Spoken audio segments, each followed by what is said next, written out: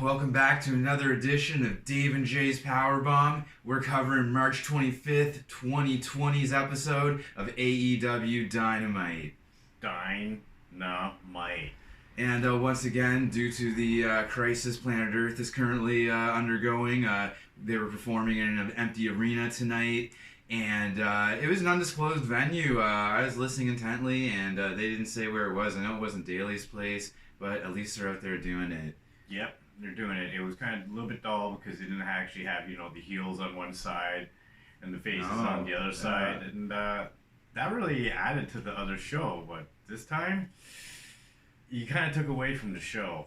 Yeah, I mean, there was some backstage action a little bit. I guess we'll talk about that a little later. Yeah, so let's go on to about Cody versus Jim Havoc. Yeah, that was the first match of the night. Havoc. Cody versus Jimmy Havoc.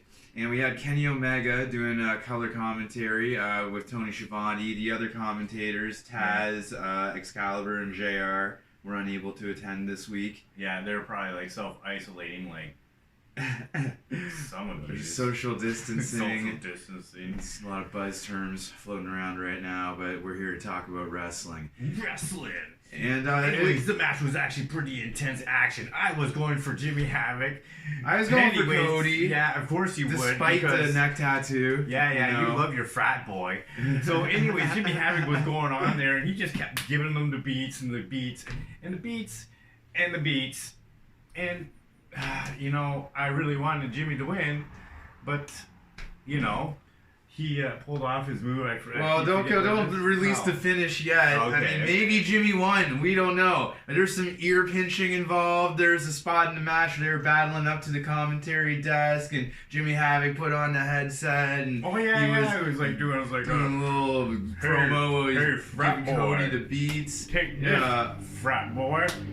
Oh, I wasn't supposed to wear this hoodie tonight, actually. I forgot. I was going to wear this shirt, so just keep going. I'll just do this right now. We're rolling. Yeah. We're live, baby. The show continues despite these uncertain times. There we go. All right, and we're back. So yeah, then they took two crossroads. Yeah. To put down Jimmy Havoc. Yeah, second one was totally unnecessary. Yeah, I think he was done after the first one. It was just Cody being a savage frat boy that he is. Hey, America!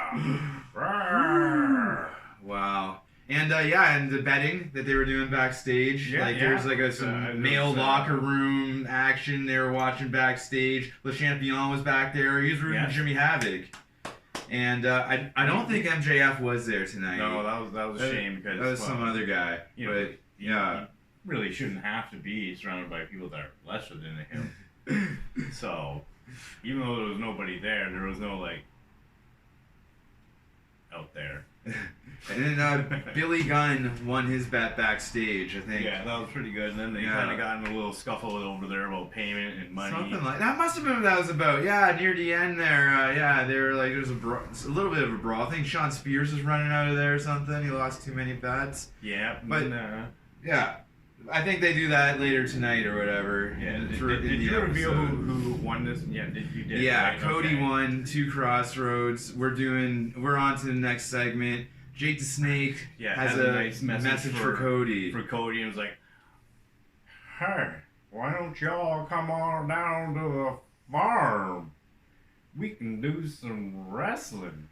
We could put that, that hot trailer trash girl that Jay thinks is really hot. You want the curlers, the ring girl? I don't know. That just really kind of worked out for me. But let me keep on doing my impersonation. So why don't you come on down and bring your team at Elite, and then we can go and do some baits." That's right. Did I do good? You did really good, man. And Jake the Snake, he's all bitter because AEW was formed in January 2020, and I guess they didn't consult Jake or something, or they didn't give Lance Archer a shot. And then Cody's saying afterwards, Lance Archer, he needs a start, and it's not gonna be with me. But then he's like, okay, it will be with me. Lance Archer debuts next week. How do you like that, Planet Earth? He's just bitter at Caesar. Yeah, he calls Cody Caesar, and he calls Cody's wife Brandy Samson's Delilah, and it's getting real Roman up in this shit. Yeah. And Then, yeah, we went to another Darby Allin promo regarding Kip Sabian. He's saying that he's went through some real bad boys at the Inner Circle. And it's actually kind of good, the masks and shit. Yeah, I always like when Coffin Dropper puts a mask on there and impersonates everybody. Yeah. Everybody. Like, he did it with the Inner Circle. He had the same mask, Yeah. and the Hagar mask. And I guess, the Champion mask, and I'm missing a face here. Hagar mask. No, I said Hagar. Ortiz, Santana, Hagar, Sammy, Champion. Okay, so he had all. Yeah. Everybody. I don't because like he did kind of get through his kind of mid-card feud with the Inner Circle, right? Because Inner Circle's got a lot of feuds going on. So yeah, he beat Spanish God at that last pay-per-view, but Spanish God's moving on to bigger and better things. But Darby's still looking strong, and that was a good little vignette they did. On to the match, though. Kip Sabian Superbad, accompanied to the ring by Penelope Ford, and yeah, strong feelings towards Penelope Ford on Jay's behalf here. Mine as well. She's gorgeous. She's like got this beautiful blonde hair, and you can tell she's just a tight, athletic woman. She could possibly choke you really. So okay, rape helps. All right, there'll be no force choking right now. But yeah, and there were some slight production issues tonight. We'll go into that later. I mean, it can be understandable what the world's going through right now. But yeah, like Cody, he's doing color commentary up till the end of the night at this point. Yeah. And he says that there's a Baby Doll Jr. situation happening with Penelope Ford due to her involvement in the matches and stuff. And Kip Sabian's worse. You see what he's pulling off in those women's matches when she's wrestling?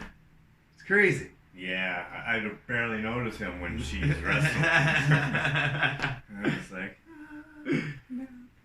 But it was a hard-fought match, but at the end of the match, Kip Sabian could not pull it off, and Darby released a new submission move, which they're calling the Last Supper. Oh, yeah, and it's a Indian deathlock, leg lock type of maneuver. It looks quite effective, and it got the job done tonight. Folded pretzel. That's what it is. There you go. There you go. Folded pretzel. We're not going to call it another thing. Oh. All right. Oh, and then we found out who Hagar's mystery woman was. Yeah. They did a little promo, right? Like leading up to how much of a badass Hagar was. I don't recall. I think I was like trying to tweet and Twitter and stuff. It's his wife. The mystery woman at the Revolution pay-per-view he was making out with before his match with legendary Dustin Rhodes. Yeah. Was his wife. And that's good to see. Jake Hagar versus... some jobber. Yeah. Chico Adams, I believe is his government name, but jobber to everyone else, including Jake Hagar, who made quick work of him. It was like, you knew it was just going to happen. It was just like, I'm a whole foot taller than this jobber. And it was just like, jobber's like, oh yeah? And it was like, ah! And Hagar's like, and then he just went for the pin. Yeah, no, he didn't go for the pin. He went for the submission, that side triangle choke thing. Yeah, it was quite effective. Yeah, there was a few what I thought were quick pins tonight. So that's what I got confused about. So you know what? Yeah. Don't forget to subscribe and click thumbs up. And it was a quick match, and Hagar barely had time to celebrate because who makes their triumphant return after 2 weeks away from action? Jay, I'll let you get into this one first. You also know I have some strong feelings about this as well. Oh, it's Kenny Omega. We talking about? We're talking about this right here. Your guy there. Jeez. So, first of all you chuds that are Moxley fans, you basically are just... He's a dumpster fire, and you're like these little coming off of it. And he had the nerve to like, I'll show up whenever I want. You couldn't even fucking show up the last 2 fucking times, and you fucking stole a car. Stolen car. I don't even know what the hell your point of view was talking about on the show. Yeah. So, yeah. So Moxley comes in after Hagar celebrating his win and interferes after the match. Sorry, so he hits the paradigm shift. but then like didn't even phase Hagar. He gets up and hits an ankle lock, right? Yeah. And then Moxley squirms away and stuff, and then Hagar's like, "Oh, you probably like I don't want to touch you. Who knows where you've been, bud?" So he just kind of gets outside the ring, casually saunters off. Yeah. And then it goes to a commercial. Oh yeah, yeah. And then talk about that. No, we're not talking about commercials. No, not talking about commercials. We're talking about what happened after the commercials. Yeah, dumpster fire there. He's running. He's like, okay, camera, pretend I'm running backwards. Oh yeah. You ain't no circle poopy bums anywhere, anytime. As he's like running from the arena, I think like he was like had a bug out bag in his hand. He had some sort of duffel bag, like. It's customary, like, for those, like, in the know and how the wrestling business goes, like, when you're doing, like, a show, you don't leave, like, after your match. You stay for the entire match. We should probably just stop talking about it and pretend he does not exist and go on to the next little bit there. How about that? Does that make you feel better? Because I got worked up, and usually you don't talk trash about it anyway. You're supposed to be the good guy, you piece of crap. Well, I mean, I can't deny what I'm looking at now, especially in these trying times that not only our country's going through, the entire planet's going through. And just be brave, guys. It's the people we have to watch out for. This fear-mongering, it needs to stop. Yeah. Let's just stop talking about Moxley, and we'll go on to the next thing. It is Brodie Lee. There's a Brodie Lee promo. Exalted one. Yes, and he's coming after Chris Daniels, referring to Chris Daniels as an out-of-touch old man.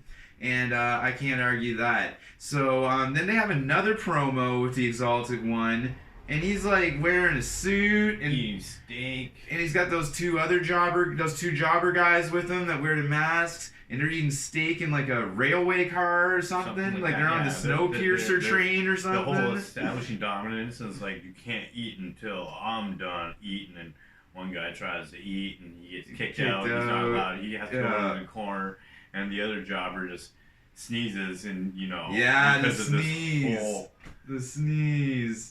Out of proportion panic. It kicks him out. He's like, "You kidding me? You can't sneeze around me." Blah, blah, blah. So, anyways, it's the debut of the Exalted one tonight, and he has his match, and it's versus Cutie Marshal, who is just recently going through hair replacement surgery, according to Cody, and he's Cody's best friend, also according to Cody. He's fighting the Exalted one, and I mean, how do you think this match went, folks?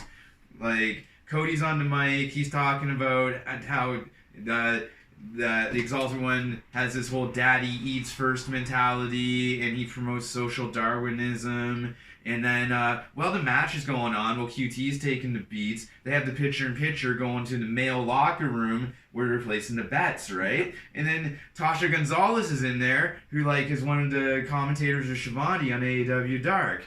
And the Cody's like, "What's Tasha doing in there?" Yeah. And Brodie Lee. Everybody just wanted the money action. Yeah, a lot of money action. I'm a cowboy. Yeah. He's getting a sip on. Lower that immune system, bud.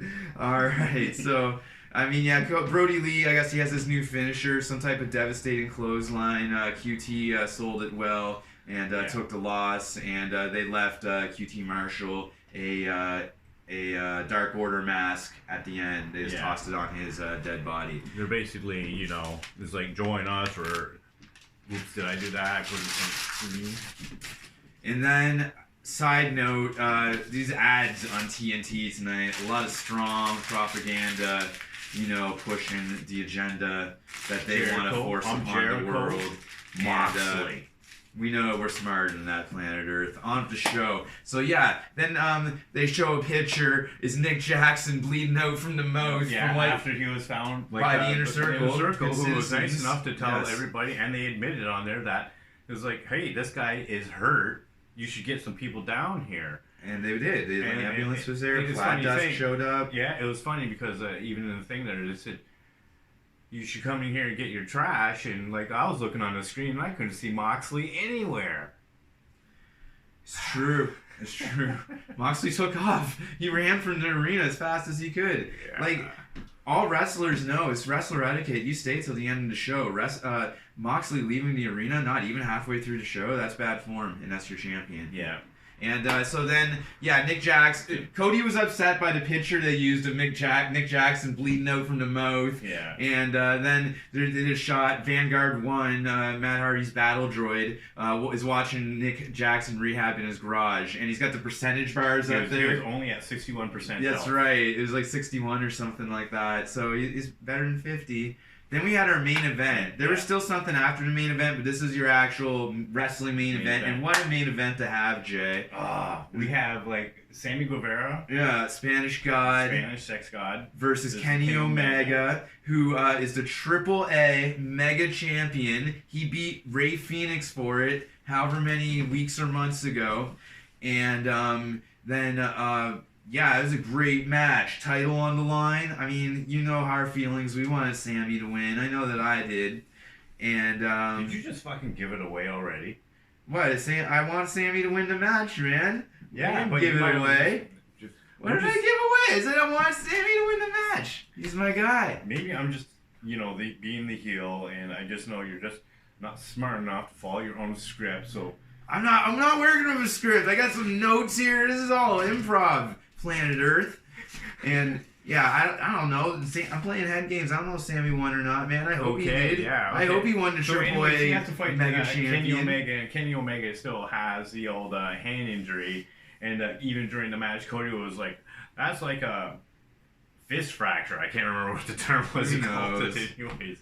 But Sammy's got pictures on the seats because we know they can't have fans this week or last week. And it's his cheering section. He's got a picture. Yeah, Le Champion. Brandy Rhodes. And one of the Star Trek captain. They couldn't figure out who it was till the end. Even Cody didn't know. And I guess he's a big Star Trek fan. But all through the match, it was just like basically Sammy was dominating just right off the bat. And even Cody was just like, his arrogance is going to be his downfall. But even as Cody called that, because something wrong with you, Cody, maybe a little bit of that tattoo ink got into your jugular vein and turned you into a frat boy. Sammy did a makeout session with a picture of Cody's wife. Hot. Space God. Randy was there ring announcing tonight because Justin Roberts hasn't been there for 2 weeks. But there's some big moves. That's a crazy move. Like he's going for them shooting star presses and he's doing crazy. Missed one and it cost him a little bit of momentum. He's doing some souped up version of CM Punk's go to sleep move, that flip thing onto the knee. Yeah, it was impressive. Yeah, there's a lot of big moves. It was what would you expect from Kenny Omega and Sammy Guevara? They were just both of these super high level athletes, and like Sammy's the young one, and like where's he gonna be going? Happy birthday. Sammy bit Kenny Omega's hand. It was pretty cool. Yeah, it was just like he was about to take the Kenny Omega's finisher, I believe. And he was just like, no, screw that. And it was like, like some kind of rabid Mexican wombat thing. I think they call it El Chupacabra. Ooh, the goat sucker. But at the end of the day, who won the match? Kenny Omega. With the one-winged angel. Yeah. And since we mentioned goat sucker, do you know who sucks? Who? Moxley. Yeah. But yeah. And then after that, Sammy's loss, I guess he kind of just kind of left the stage. The elite. So many damn factions right now. Nah, the elite. I love the factions. Elite, Inner Circle, Death Triangle, Best Friends, Dark Order. Yeah, when they're gonna have the Ultra Bro? I don't know. Yeah, but Le Champion. And the whole on a side note, I just want to say something. Remember when I used to say Penelope that Ford is hot? Oh, that's unsaid. That's just a given in life. That's like one of those algebra constants or a variable. But remember when I say that I want to go on a Jericho cruise, but then Moxley is there and he might chase me down the hallways with a machete down his teeth? Yes. Or in his teeth. Now, Jay, I'm not scared anymore because he won't even show at the arena. Okay, so in the final segment of the night, we have Le Champion, and he's out there, and he's offering Matt Hardy a spot in the Inner Circle. Kenny and Cody are both on commentary, And Le Champion saying he's known Matt Hardy for 25 years, which is true. And then Matt Hardy doesn't appear. Vanguard 1, the drone appears. Yeah. So Jericho has to offer Vanguard 1 a spot in the inner circle. Are you doing some cowboy shit? Alright. I'm just trying to delete you. I'll keep talking. So then, yeah, it was pretty cool. Jericho offering the drone the spot. Probably one of the best promos of the night. And then drone flies off. And then Matt Hardy appears using some, according to Kenny Omega, psycho power teleporting. Yeah. And so he was teleporting throughout the seats of the arena. And he has magical powers. And him and Jericho went back and forth. Neither of them had a microphone. Yeah, they had the little tiny mics, so they can speak with their really close. And I can use my hands and perform better. Like fucking. So basically, they went back and forth as like two men of their stature can. I mean, obviously, Le Champion's superior, but Matt Hardy's doing his thing. Which was like some weird. I felt like I was like, Matt Hardy, like why are you doing this Shakespeare thing? But he's like talking about how AEW is his Arcadia and how the inner circle's ruining it, and it's Damascus, and Matt Hardy's 3,000 years old, and then Jericho's saying that Matt Hardy's been living in shadows his entire life. The shadow of Jeff Hardy, the shadow of bad booking, the shadow of Vince McMahon, the shadow of the other company, you name it. And then then Judas betrayed Matt Hardy, according to Matt Hardy, and then Jericho says there's no one here to listen to Matt Hardy because Jericho banned everyone from the arena until further notice, and then it was an elite sneak attack. Yeah. Thank God Sammy was still open. Yeah, bro. Match. He's still geared up and able to run out there, help the champion. It was an elite sneak attack. They were doing the commentary. Yeah. And they were helping out Matt Hardy. And then, so Sammy is trying to help Le Champion. They're like trying to get away from these three guys, right? And they think they're at safety up on the stage, right? And Matt Hardy tries to set them on fire. Oh, man, it was so traumatic. Yeah. They were almost burned alive, people. I can't believe how much bullying the fucking inner circle's been taking. I know. They've been taking a lot. No longer... I mean, it's not enough they have the show on their back. Yeah, it's bad enough the leader accusing them of, like, hurting Nick. All they did was find him and try to help him. Yeah. Champion doesn't want to show up on the show. The inner circle is carrying AEW on their back. Jericho's showing up every single episode. Yeah. Sammy is. They all are, right? Yeah, but guess who's not? Yeah. There's no women's match tonight. Yeah, there's no women. It's just Brandy Rhodes doing the announcing. Yeah, but we did have Penelope Ford. We did. So. And I'm going to give final shout-outs. Rocco's Talk Show. He's doing AEW Dark recaps. He's doing quite well, actually, so check him out. There's probably a link for that in the comments underneath this video or the last one. And I'm Dave. Jay. And this is Dave and Jay's Powerbomb!